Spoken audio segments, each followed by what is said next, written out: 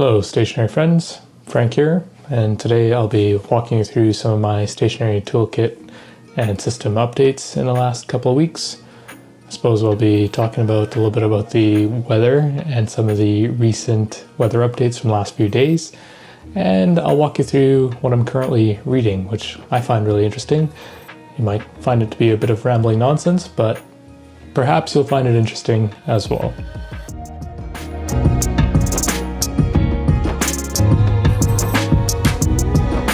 When it comes to my stationery toolkit, what I'm always looking at are my daily drivers in terms of which notebooks I'm using. The Travel's notebook is always within my grasp or hand. I like fountain pens. I use fountain pens primarily. It's hard for me to go back to Bic pens and cheaper pens, although I tend to carry fountain pens on me all the time. One of the things that I was experimenting with in the last few weeks was the use of the dedicated pens towards my Traveler's Notebook versus the dedicated pen at work. I use a Galen Leather A5 Portfolio, which I've really come to love. I had some initial reservations around the color and some of the zipping quality within this, but I've really come to love this notebook here, and I just think it's fantastic. This portfolio, this leather portfolio. Either way, what I'm saying here is I'm always wondering about which pens to dedicate where. And the big lament that I had recently was the fact that I acquired a LAMY 2000 in a medium nib, and I really liked the pen. And I talked about how this was one of my Grail pens. I really hyped it up in my mind. When I got the pen, I was a little bit disappointed, and I did have the opportunity to try a fine and a medium in the LAMY, and I really like the smoothness of the nib on the medium. The fine was definitely a lot more fine in terms of the line width, which is why I gravitated to the LAMY 2000. And as I've said before, I was really thinking of it to be a long-form journaling pen for me, and it didn't work out that way for me, just given the high writing angle, which I tend to be quite relaxed with my pens, and this pen in particular requires a high writing angle, requires a consistency on holding the sweet spot, and the fact that its horizontal strokes are a little bit more thin than its vertical strokes. Anyhow, regardless, that was some of the lamentation around this. I didn't particularly enjoy it for my long form journaling, but it's an expensive pen, and I wanted to get the best use out of it. So what I was originally trying was putting the LAMY 2000 in my Traveler's Notebook. What I realized really quickly, I've got a lightweight paper refill in here and a sketch notebook, but really the lightweight refill is because of the amount of ink this pen puts down in the medium nib, it tends to write bigger, wider, and that's all fine. But I would be going through a lot of paper very quickly in this Traveler's Notebook. So I decided to revert back to my TWSBI 580, the Prussian, A, because I really love the aesthetic of this pen, and B, it's in a fine nib, and I really like the smallness of the print and the line width that comes with the 580, and the fact that I just really love this pen and wanted to use it. I had originally tried putting the LAMY here and the TWSBI in my work scenario or my work setting, and I found that neither pen really worked for what its intended use was. And while the TWSBI is great in certain professional circles that I reside in, it certainly drew a lot more attention than I had wanted, which can be a good thing or a bad thing. It wasn't necessarily a good thing or a bad thing. It was just a bit of distracting element, which can be good if you're using it as an icebreaker, which I tend to do, but other times I just wanted a sleek professional look.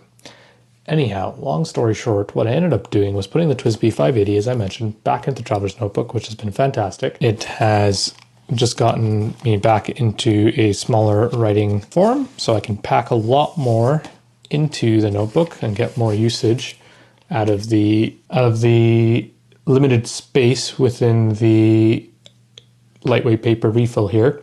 Limited space from the perspective of it's meant to be a portable mobile notebook. in my opinion at least. So the more I can get right down in here, the more usage I can get out of the notebook, and the longer it'll last. When you take a look at the print on the LAMY 2000 here, you can see it's putting down a lot more ink, less writing compared to the TWSBI 580 here. The 580 is back on my Traveler's Notebook. That's where I honestly have always enjoyed it since the acquisition of the TWSBI 580. Going back to the work setting, there's been a couple tweaks here as well. So aside from the fact that I've been using the LAMY 2000 for work, which by the way has really turned out to be surprisingly great. I wasn't sure about the line width for the use at work. I tend to write quite a lot of notes, but it turned out to be fantastic, and it's got a very professional, sleek look. It certainly draws attention in a nice way, but it's not so profound that people are going to stop and ask me what type of pen I'm using. It's also a really expensive pen, and so because of its subtle look, I'm not worried about it getting stolen, because it looks like any other old pen. Well, I wouldn't say that, but it looks subtle enough that you wouldn't think twice about leaving it on your desk and having someone come along and steal it. So LAMY has been really, really good. One of the other tweaks that I've done within my work setup here, largely because I just ran out of notebooks, but I've previously posted about how my favorite work notebook is an Oasis notebook in an A5 size. I didn't have a chance to run out to the store and pick one up after I'd run out.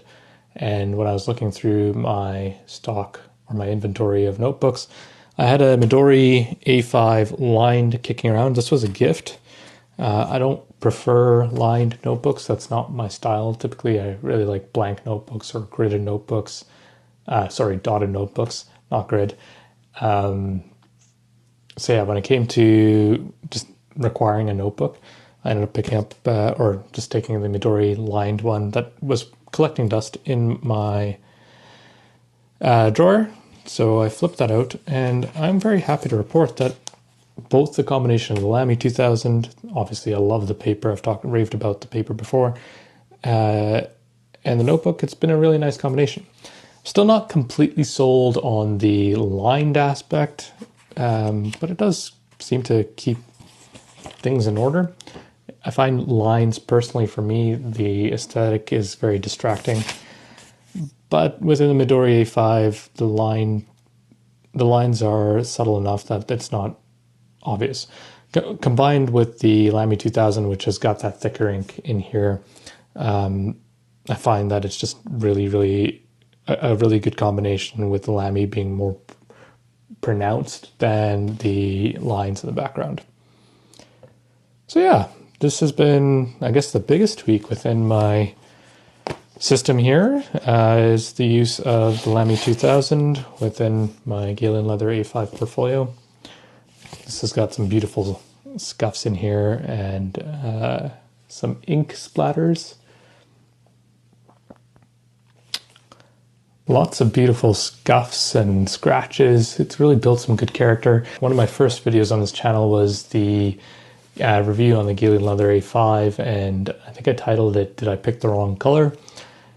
I still feel somewhat, color is subjective by the way, as we all know, still feel somewhat that I might have, but I've really come to enjoy how much patina this leather has developed.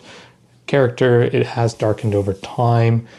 Yes, there have been recommendations of using leather balms and leather conditioners to color it, but I just decided that I'd naturally let the oils of my skin and exposure to the sun do its job and take care of darkening the leather. And you can tell here's a little bit of the softer, for some reason the small back corner or the small back area doesn't get as much exposure or hand holding, but it's a lot richer on in the middle here where I tend to grasp and hold it. The front is really nice. I'm constantly touching the front, and it's developed a really nice, rich, darker leather color. Yeah. My preference generally is colors like this, which is more of an English tan. It's just got a little bit more brown involved in it. I like a yellow brown. This one's too yellow. This one's more brown, and anything darker than that just doesn't reflect on my personal aesthetic of what I'd like to use in a notebook. Although one of my favorite notebooks is the brown Traveler's notebook.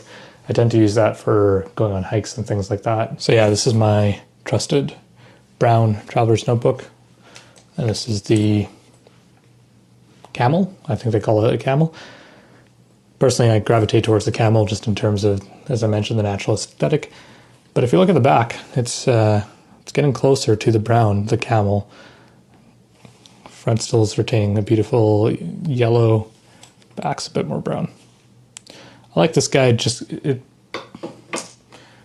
because of the badge that I've stuck on the front here, and it's really my hiking, backpacking. I haven't done much backpacking so in the last few years. Really my hiking notebook and my travel notebook. Depending on what kind I'm traveling, if I'm really roughing it, I will bring this guy instead of my Camel, and I don't put the clip on just because I'm okay to lose this or for this to really get roughed up. However, just given that this is my prized beauty and baby, I tend to baby it, and so this one I will use on leisurely travel trips, going to other cities and things like that. But anything to do with the outdoors for extended periods of time, I will definitely be using this guy here. What else is within my stationery toolkit updates? Well, I guess the other thing that I've been procrastinating on, I started a course last year on getting some certification for work or work related. Anyhow, I got into taking notes in my Leuchtturm. It's one of my favorite notebooks for intense study, focused notes and material. And anyhow, long story short, for various reasons, including health issues, I've just been procrastinating on writing that final exam for the certification. So much so that I now have to take a step back and refresh myself on all the study material and take some mock exams and things like that just to get ready. I did finally commit to booking in an exam date, which I had a lot of trepidation on and anxiety on, but really forced me to just now commit and work through a game plan, a study plan, and hopefully pass this final exam. From a stationery perspective, Leuchtturm A5, which I find is a really nice notebook for lots of notes. I'm only about a quarter of the way in, but I really like it just from the perspective of that flexibility of the dot grid, the page numbers, so that it's a little bit more organized in terms of I can flip exactly to which page I was referring to with the notes, like the ribbon markers, etc., etc. It's also a really good fountain pen friendly paper, which I really like. So I've played around with a couple of colors in here in terms of the pen. And it's got this nice little flap in the back, very similar to the Moleskines. I think Leuchtturm has become so mainstream. I know a lot of bookstores sell them now on their shelves. There was a time where Leuchtturms were hard to come by. And in Canada, they're in every Chapters or Indigo on the shelves or online. And just a bit of a tip there, if these guys run for $25 to $30, depending on the color variation and the edition, because I think they've got a special edition bullet journal version. If you want to get it for cheaper, wait for a sale, typically a Black Friday sale, a Christmas sale, or a spring sale, and Indigo or Chapters will cut it down to around the $15 to $17 mark typically, which is when I tend to pick these up.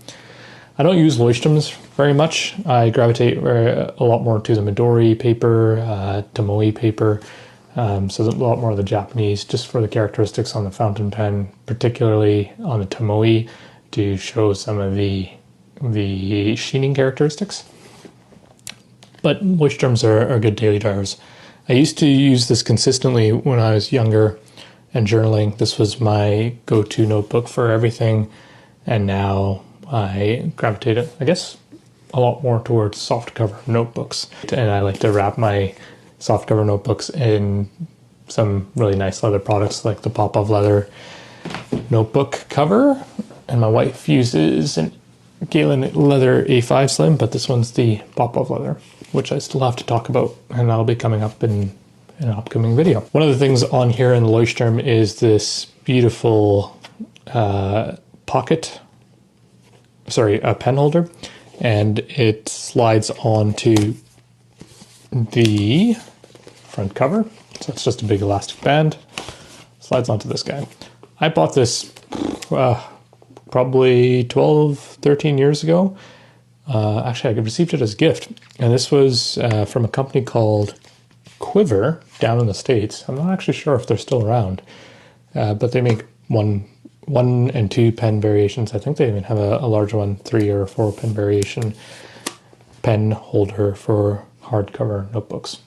This doesn't work so well on the soft cover. It very much bends the soft cover because it's cardboard and not as sturdy, obviously, as the hardcover. So I largely kept the Quiver on a Leuchtturm or a hardcover notebook if I've got it kicking around. And then I guess a little bit help from you guys.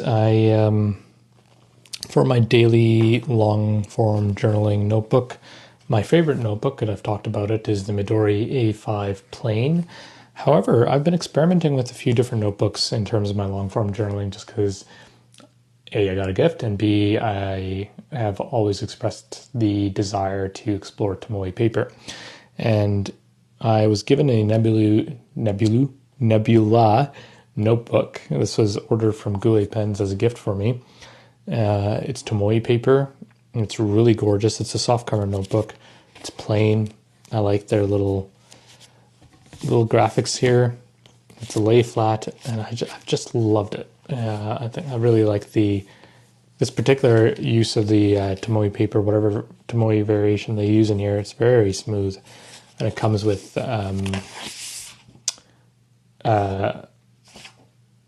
what do they call this? A line spacing tool. I'm sure there's a more technical term. I just can't think of it right now. But it comes with this, which is really nice, and an ink splash piece of cardstock as well, if you wanted to, or swatch cardstock as well, if you wanted to do ink splashes as well, or ink swatches. Anyhow, I am nearing the end of this notebook, and what I wanted to ask of you is, do you have any recommendations of really good Tomoe notebooks out there?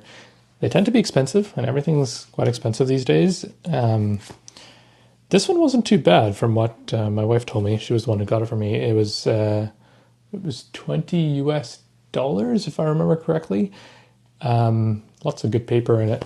But I've seen some Tomoe hardcovers and softcovers out there that easily will be in the 30, 40, 50 US dollar variations. A lot more expensive, and yes, you're getting a lot more paper, but I'm looking to, I suppose, spend little chunks of money at a time. So if you've got any good recommendations for A5 plain notebooks in Tomoe paper, feel free to let me know in the comment section below. Really appreciate that. I'm curious, and especially if you're in Canada, what do you use and where do you get it from? And do you think it's a reasonable price? I would love to know. Other just general thoughts when it comes to stationery items. I have been using the Hobo diligently. I am going to do a lot more of an in-depth review in terms of my first 3 months, 4 months, 5 months, depending on when I get around to it. Still very much like it. The one thing that I've noticed, and when I have weeks like the last couple of weeks where it's just really busy, lots of social stuff going on, lots of work things going on, and then obviously, not obviously, but more importantly, I should say, the desire to also just try and get as much sleep as possible, given some of the health stuff that I've been going through. I What tends to get lost for me sometimes is if I skip a day or two, it's just absolutely blank in here.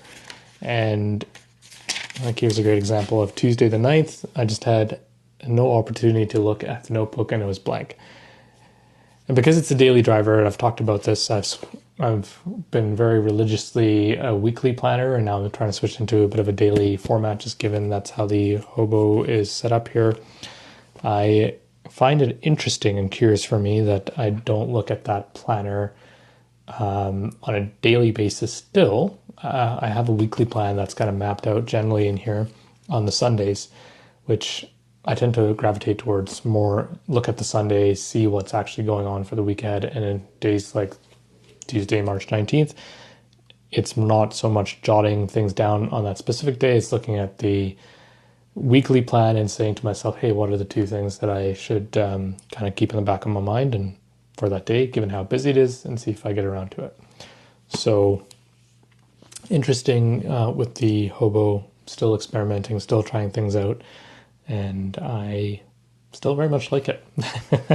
Still very, I suppose, sacrilegious to say that I prefer the Hobo right now over the Traveler's Notebook weekly planner, just given how much I've talked about the weekly planner on this channel within the Traveler's Notebook. We'll see by the end of the year if I'm still a big fan of the Hobo. There are certain drawbacks, which I'll talk about. By the way, if you're curious what cover I have on the Hobonichi, this is a Popov A6 notebook cover. It's in English tan. It's gorgeous. It's supple. It's really good leather. And as I mentioned, I will be doing an upcoming video on Popov leather and their products there. One of the other things that I've been really focused on is the practice of my public speaking skills and getting better at that. At work, we've got a public speaking forum group gathering, and we practice our off-the-cuff speaking in terms of being presented with a topic. If you're familiar with table topics and Toastmasters, you'll know exactly what I'm talking about. But you get presented with a topic and then you have to speak for 2 minutes off the cuff. I am very comfortable with the level of discomfort when it comes to public speaking. Ironically enough, I'm very terrified when it comes to speaking in front of a camera. And I decided as I recently got back into this practice of public speaking, that I would also practice my speech structure. I used to be really comfortable, or I suppose a lot more comfortable in coming up with a 10-minute speech off the cuff. I found in recent years that I'm struggling to get that polish and refinement in being able to speak very impromptu.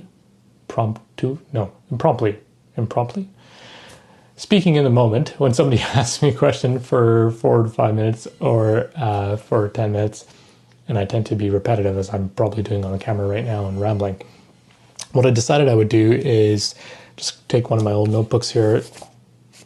This is a CD notebook. I actually have no idea when I got this or why I don't use it much more, but it's smooth paper, it's fountain pen friendly. I got this a long time ago, actually, I guess. And I think I was using it just to keep track of a couple of family stuff. But then I stopped. So it's an unused notebook and there's a ton of blank pages in here. What I'm going to do is take a fountain pen and just write speeches out. I find that the more I can put pen on paper and really get creative, think through things, the more practice I'm actually getting in terms of being able to speak and also use less filler words like and, like, so, but, etc., etc. So that's something that I'll be doing from a stationery toolkit perspective. Speaking of poetry, I wanted to talk a little bit about some amazing books. If you're into poetry, or if you're getting into poetry, or if you're coming back to poetry, there's a brilliant author named William Seigart.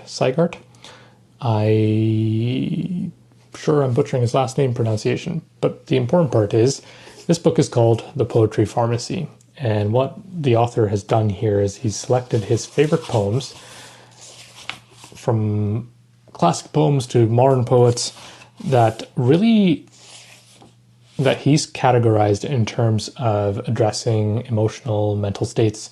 And what he'll do is he'll present a poem from the original poet, and then he'll talk about the condition that he thinks it addresses for an emotional state. So this one's condition is purposelessness, or also suitable for apathy and nihilism. And then he gives you his interpretation of the poem, what he thinks that the poet was originally trying to convey to the reader, and how the poem should read. So I think it's wonderful if you're getting into poetry, or if you're revisiting poetry, if you love poetry. This is a fantastic collection of poems that William has put together. And I like that it's combined with an emotional state to explore. So if you're glum, for example, you should read Celia by Adrian Mitchell. Need for Moral Guidance, If by Rudyard Kipling, which is one of my favorite poems, by the way. Another one that I really, really like, Self-Recrimination as a Condition, Wild Geese by Mary Oliver. Fantastic book, and he's got a sequel to it, which is more poems for more prescriptions for courage, healing, and hope. Two really fantastic books I highly recommend if you're at all looking at exploring poetry. I typically read those in the morning as just kind of a theme of the day type of thing, and I find that it really helps in just setting some intentions. The other book I picked up recently from the library is The Daily Dad, and this is by a gentleman named Ryan Holiday, which some of you may be familiar with. He's got a YouTube channel and a book out. He's all about Stoicism, and he's a Stoic himself. I haven't looked at too much of his stuff, but just I'm familiar with him on the periphery. But the title really drew me in, The Daily Dad. And what Ryan has done is he's offered daily reflections with respect to certain themes that one can gravitate towards in terms of being a parent and a dad. And this one's particularly on being a dad, which I am. And as you parents may or may not know out there, it can be challenging at times to find your center and grounding moments with your kids. I love my kids to death. I really do. But they can get on your nerves sometimes. So I find this book has been really, really good in terms of just reminding me what I am trying to do as a parent. Here's March 22nd, for example. So he's broken out by day, and he gives you sometimes a quote, but very much his reflection. March 22nd, they are your work. That was the theme of the day. And he says things like, this really stuck out to me when I was reading it. What good would $1 billion be if all the money in the world can't convince your kids to come home for the holidays? I just thought he's got a lot of pithy sayings in here that just really stick with me. So if you're interested, it's also endorsed by Matthew McConaughey. Make this book a morning ritual is what Matthew McConaughey says right on the top. I love Matthew McConaughey's voice. It's just so calming. It's very chill. It's groovy. And I've listened to his audiobook quite a bit just if I need to chill out and calm down. Yeah, so The Daily Dad by Ryan Holiday. The last book that I want to talk about today is by a gentleman named Adam Schultz. I love Indiana Jones. I love the spirit of adventure. I love getting out into the wilderness and getting lost and finding your way out.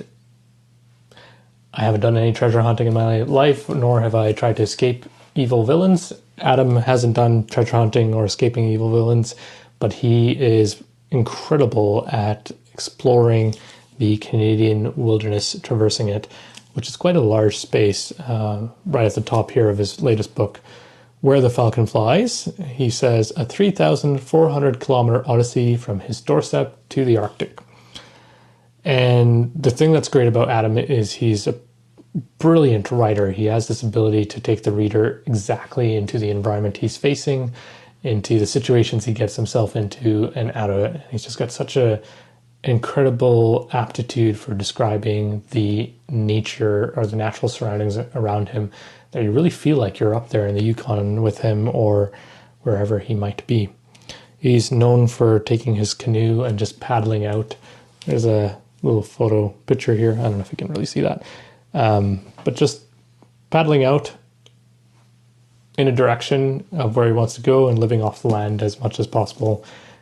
Brings a lot of freeze-dried meals, and he gets into just some of the crazy adventures that he finds himself in. In fact, I'm just laughing to myself a little bit here, or chuckling. One of the quotes from the Toronto Star, which is a Canadian media outlet. Adam Schultz is Canada's Indiana Jones, portaging in the north, dodging scary rapids, plunging into darkness, and surviving to tell the tale.